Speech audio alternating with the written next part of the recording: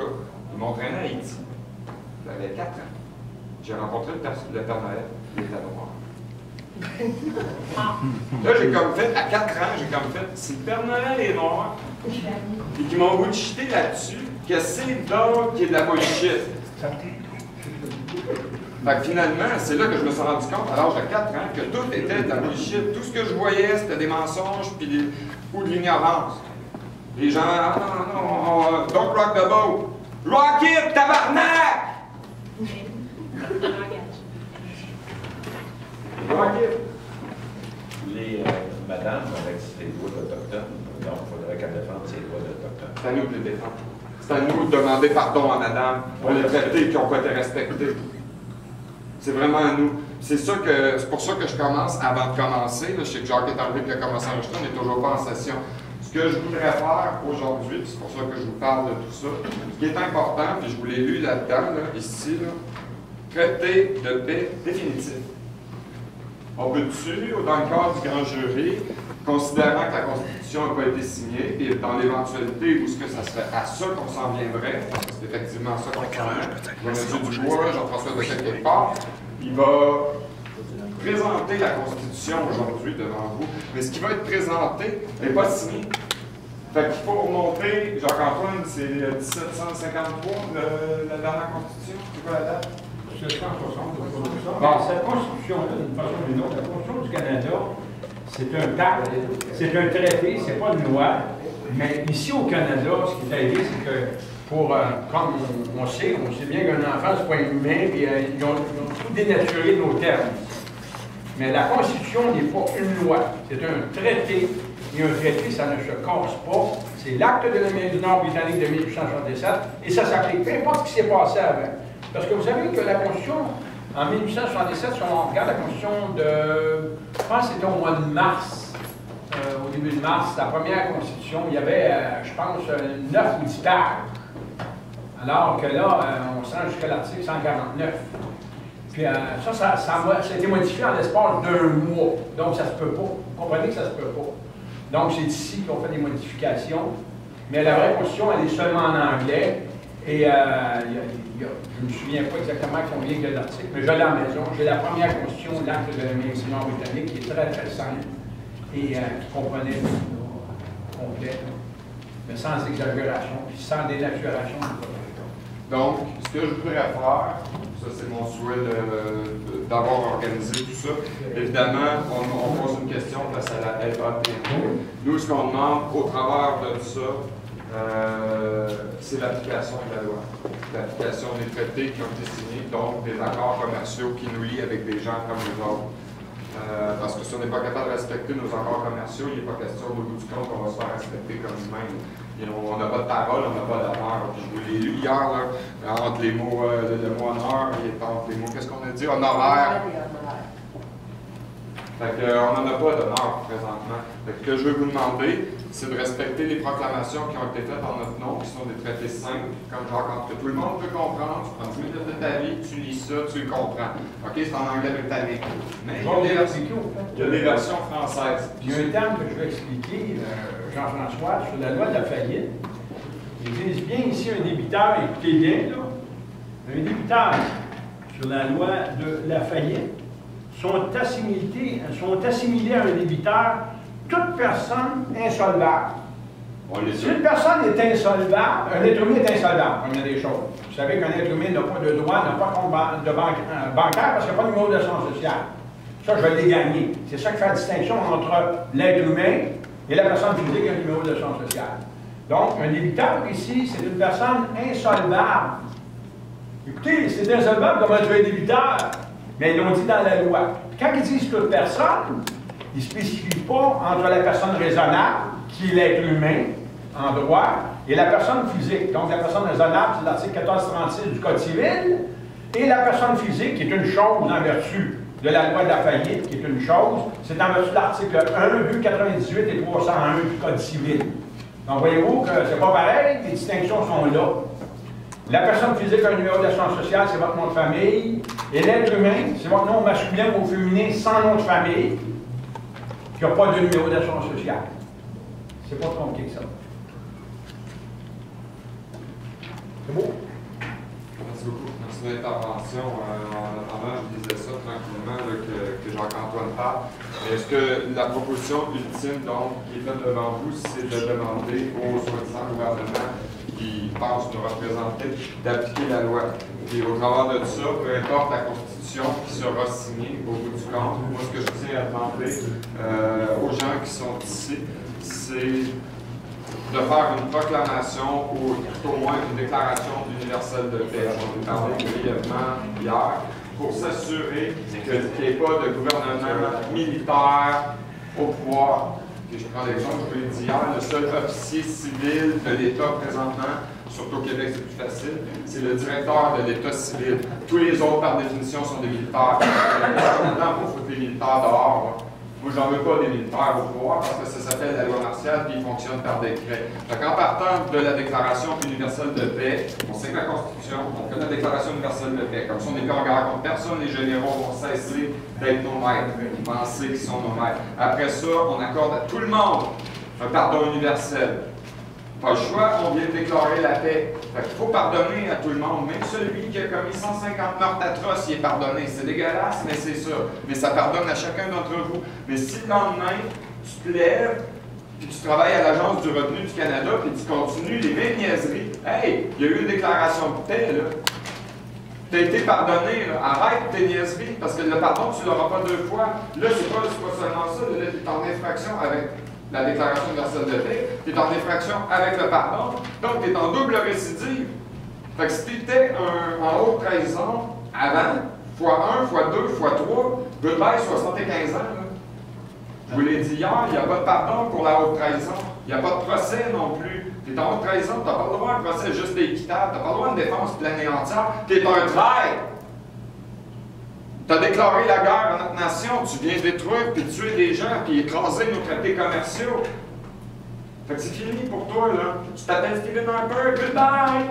C'est en Olympique, mon homme, pas qu'à danser gauche-droite, ça commence tout de suite. Vous la trouvez bonne, hein? Regarde, parlez-en, on va le remplir, ce stade-là. On va mettre le baseball, puis le football, il est à côté. Au lieu de mettre ça dans le stade qui est déjà construit, non, on va construire un autre à côté, on va continuer de dépenser de l'argent. Non, mais le grand jury sera éventuellement installé au stade olympique. Les gens vont l'intéresser. Il y a 50 appareils. Il y en a plus que ça. Il y en a plus que ça à Pinkville, il y a 83 000 places. Oui, on va faire 3 soirs de suite. 3 soirs de suite. Ça, c'est épique. En 5 minutes, j'ai pas eu de billet. J'étais là. Mon père, J'étais là. Écoute, Jean-François, je ne sais pas à quelle heure tu veux qu'on commence, c'est 10h30. Pas commencer. On est là. Moi, j'ai dit ce que j'avais à dire. Je veux la déclaration universelle de paix, la signature. Donc, on va se préparer. Je vais quand même lire mon petit texte comme hier. C'est beau.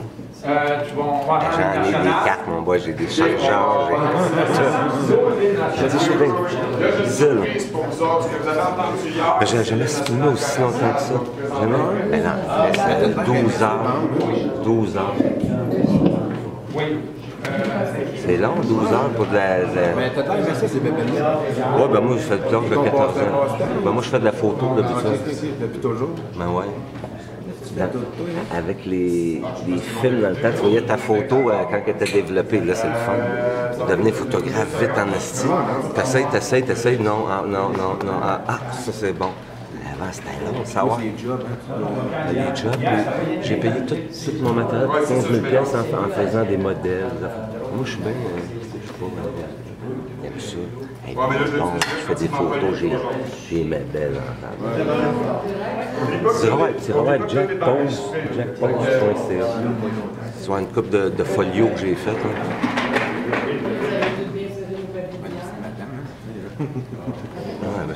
Donc, j'ai invité Jean-Antoine paye pour le faire. J'ai tout acheté, tout est payé. J'en ai pour 14 000. J'en ai pour 14 000. Donc, attention tout le monde. Qu'est-ce qu'il a pas un autre chez nous? Dimanche aujourd'hui, dimanche le 20 septembre 2015, nous sommes réunis aujourd'hui au nom du comité judiciaire du Conseil privé de Sa Majesté du chef du Royaume-Uni en Canada, sous la juridiction du grand jury de droit coutumier, donc de common law, du peuple du Canada, en cette première instance nationale au Québec. Donc, ça commence. Ça a commencé hier, ça continue aujourd'hui. Moi, Jean-Joseph Pierre-Antoine de la Maison Normandin, j'accepte de présider cette session. Je souhaite la bienvenue à tous les visiteurs, aux témoins, aux jurés et aux procureurs ici présents. On les a entendus hier, aujourd'hui ça continue. Cette Cour est totalement et absolument impartiale, donc il n'y a pas de législature ici, et indépendante des législatures monocamérales. Donc ça veut dire les législatures monocamérales au Canada, c'est pas censé exister. Mais c'est rien de ça qu'on a d'un océan à l'autre. Il faut se souvenir de ça. Donc, au Canada, par la Constitution, entre autres, ici, monocamérale au Québec, par la Constitution du Québec, en 1968, qui est l'Assemblée nationale du Québec, sous la souveraineté de ses majestés. Quand je dis ses majestés, c'est qu'il y en a plusieurs. C'est toutes les majestés, c'est les avocats et les juges. C'est eux autres les majestés, et ils n'ont qu'une famille royale. C'est ça la haute trahison. Sans famille royale, et qui règne ici au Canada d'un océan à l'autre. Souvenez-vous de ça. Le barreau du Québec a 25 000 avocats, 26 000 avocats, et aujourd'hui, ils règnent au Canada d'un océan à l'autre dans toutes les législatures au Canada. Donc, on débute. Est-ce qu'il y a quelque chose d'autre? Faites la déclaration d'ouverture de la session. Puis voilà. Ensuite, donc, la session est ouverte. je vous ferai approuver. Tout le monde se lève.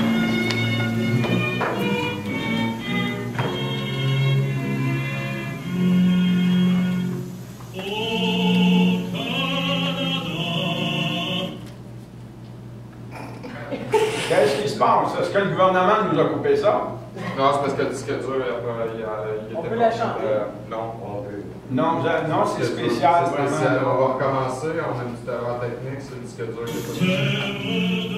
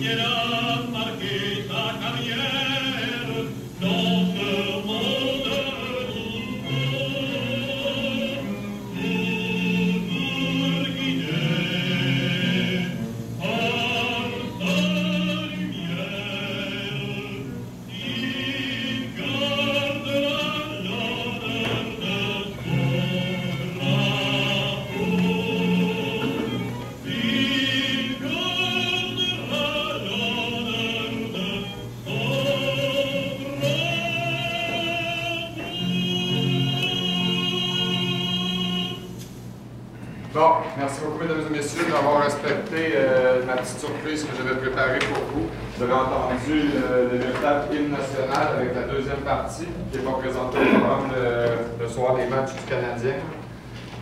Puis ceux qui ont pu comprendre les mots, les derniers surtout, il gardera l'honneur de son drapeau. Il est là le drapeau.